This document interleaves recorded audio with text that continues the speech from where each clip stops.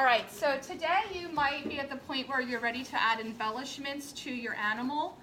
And I have wire and feathers for you to use. They're right up here. If you're going to add feathers or wire, this is going to be the very last thing that you put on your animal.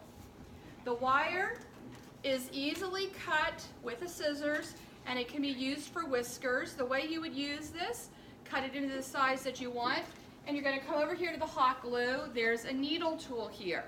This needle tool you'll use to make a hole in your paper mache, and that is where you will put the wire into that hole, and a little dab of glue should hold it in place for you. So if you just put a tiny bit of hot glue on the outside, you need to be very careful.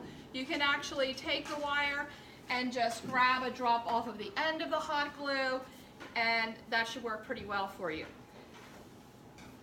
The feathers are a little bit trickier to use, and you have to be very careful using the hot glue. Hot glue will burn you. It will give you a burn that results in blisters. So you need to be extremely careful. The way I have on my animal, I have some feathers glued behind the ears. So you want to get the feathers that you'd like to use, and you will put a small drop of glue, and you will hold the feather back from the edge and place it in that glue. Now the things you have to be worried about is where the glue will drip. So anywhere underneath where you're applying the glue, you need to make sure your hand isn't there, and you need to place the glue and just hold it steady. Do not use your hand to press the feather into the glue. That is a very bad idea.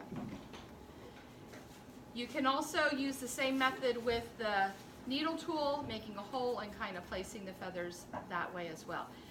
Feathers are something that is an embellishment. You don't want to cover your entire animal. You might use a couple behind the ears, or if you have a bird, a few where the wings might be. Okay? And it's the last thing you do.